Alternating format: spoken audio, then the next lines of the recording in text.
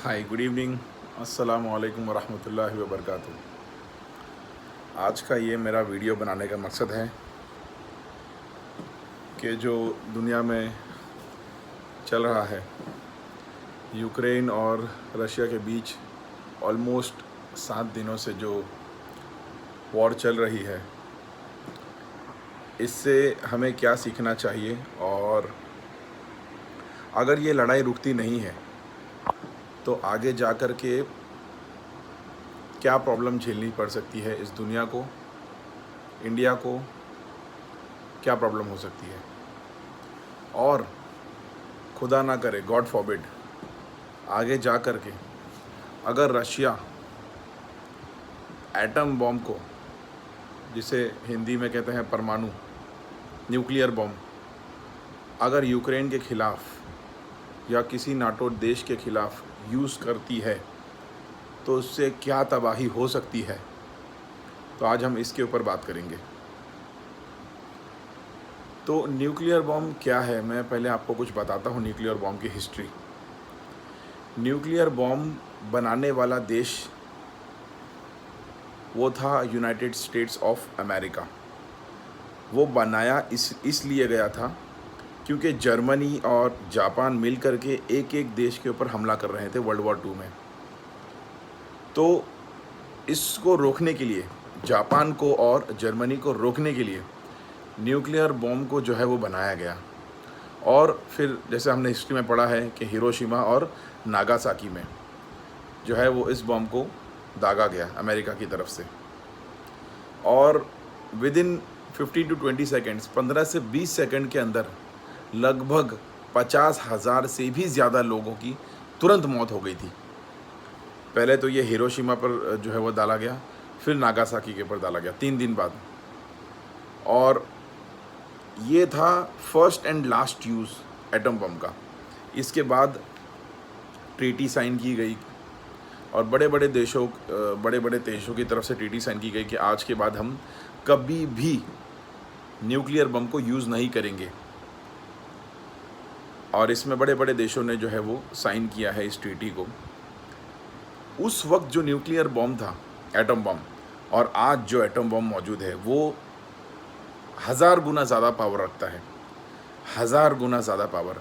आप सोच सकते हैं, मैं खाली एक एग्जांपल्स के थ्रू बताता हूँ आपको। BBC की न्यूज़ है, ये रिपोर्ट है जिसमें बताया गया है कि अगर इन केस मुंबई जैसे शहर में न्यूक्लियर बम को अगर डाला जाता है तो 5 से 10 सेकंड के अंदर अंदर 20 लाख लोगों की मौत तुरंत हो जाएगी न्यूक्लियर बम के गिरने से। इसके बाद कुछ दिनों के अंदर अंदर पूरा मुंबई शहर, लगभग जो कि 2 करोड़ की आबादी है, 2 करोड़ से भी जो इतनी ज़्यादा आबादी वाला शहर सुनसान पड़ जाएगा। क्योंकि जहाँ पर एटम बम, न्यूक्लियर बम गिरता है वहाँ पर फसल नहीं उगती, कुछ दिनों तक वहाँ पर केमिकल की बारिश होती है। क्योंकि ये न्यूक्लियर बम बनाया ही ऐसा गया है कि जैसे ये गिरता है, आपने कभी देखा होगा, हम जब कुछ खाना उबालते हैं, पानी उबालते हैं, तो वो पानी उबलता है 100 डिग्री सेल्सियस पे, 100 से 150 डिग्री होता है। अगर हम उसे अपने हाथ पे, अगर कभी बाई मिस्टेकली अगर आपके हाथ पे गिरा होगा तो आपने देखा होगा चमड़ी जल जाती है और हम उसके पेन को बर्दाश्त नहीं कर पाते। सोचिए, जब ये एटम बम गिरता है तो 4000 सेल्सियस, 4000 डिग्री की सेल्सियस पे इसकी गर्मी होती है। और ये 10 से 15, मतलब जैसे एग्जांपल यहाँ गिरा तो 10 से 15 किलोमीटर या उससे भी आगे तक जो है वो उसकी रेडिएशन जाती है। तो जितने भी इंसान हैं वो तुरंत, 4000 डिग्री किसे कहते हैं, वो तुरंत जो है वो उसकी, मतलब इंसान अपनी आंखों के सामने अपने आप को, अपने गोश्त को, अपनी चमड़ी को पिघलता हुआ दिखेगा।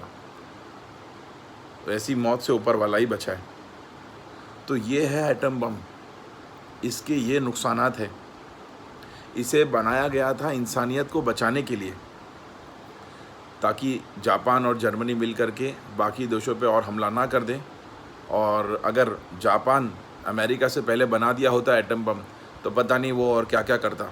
तो जापान को रोकने के लिए अमेरिका ने बनाया और उसके बाद में जापान पर जो है वो डाल दिया गया है बम को। तो आज रशिया धमकी दे रहा है यूक्रेन को और पूरे देशों को, नाटो देशों को स्पेशली, जो कि 30 देश को बनाकर जो है वो नाटो बनता है। उसे कहता है कि हम एटम बम का यूज़ करने में ज़रा भी झिझकेंगे नहीं अगर नाटो देश जो है अगर यूक्रेन की मदद करते हैं तो। मैं खाली इमेजिन कर पा रहा हूँ, सोचने भी मेरे को डर लग रहा है कि अगर ऐसा हुआ तो कितना तबाही होगी। क्योंकि आज की तारीख में 13,000, यह एक आंकड़ा है बीबीसी रिपोर्ट में, 13,000 से भी ज़्यादा एटम बम मौजूद है इस दुनिया में, जिसमें से 90% एटम बम रशिया और अमेरिका के पास है। रशिया और अमेरिका के पास 90% है। 6,300 रशिया के पास है, 5,995 अमेरिका के पास है। और अगर एटम बम सिर्फ 100 न्यूक्लियर बम को फोड़ा जाए पूरी दुनिया में, वेस्ट से लेके ईस्ट में, नॉर्थ से लेके साउथ में, चारों तरफ अगर फोड़ा जाए तो दुनिया तबाह हो जाएगी, सिर्फ 100 बम को। तो सोचिए इस दुनिया में 13,000 है, 13,000 बम, एटम बम, न्यूक्लियर बम, जो कि इस दुनिया को शायद 10 से 15 बार तबाह कर सकता है। मतलब इंसानियत का नामो निशान मिट जाएगा, नामो निशान। बहुत ही डरावनी तस्वीर होगी। तो मेरा निवेदन ये है, मेरा रिक्वेस्ट है, आप लोगों से दुआ कीजिए। जो रशिया और यूक्रेन के बीच ये फ़ाइट चल रही है, इसमें कोई और देश इन्वॉल्व ना हो, क्योंकि अगर कोई और देश इसमें इन्वॉल्व हो गया,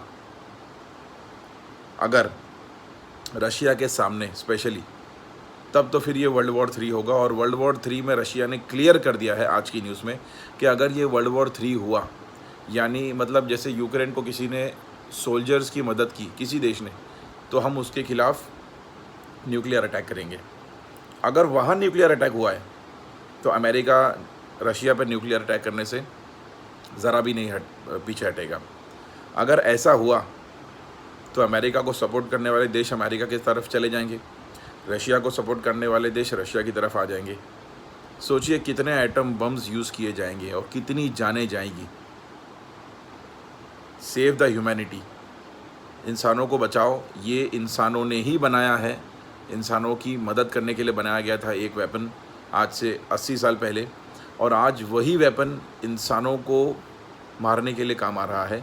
खाली सोचने से भी तकलीफ़ हो जाती है कि ये क्या चीज़ बना दी इंसान ने, और ये आगे पता नहीं कहाँ पर जाकर के रुकेगी। मेरी आप लोगों से यही दुआ है, आप लोग दुआ कीजिए कि रशिया और यूक्रेन के बीच की जो ये फ़ाइट है, ये जल्द से जल्द स्टॉप हो, जल्द से जल्द स्टॉप हो। क्योंकि अगर ये स्टॉप नहीं हुई, और आज 7वां दिन है, पता नहीं आगे किस मोड़ पर लेके जाएगी इस फाइट, कितना इन्फ्लेशन होगा, कितने लोगों की जान जाएगी।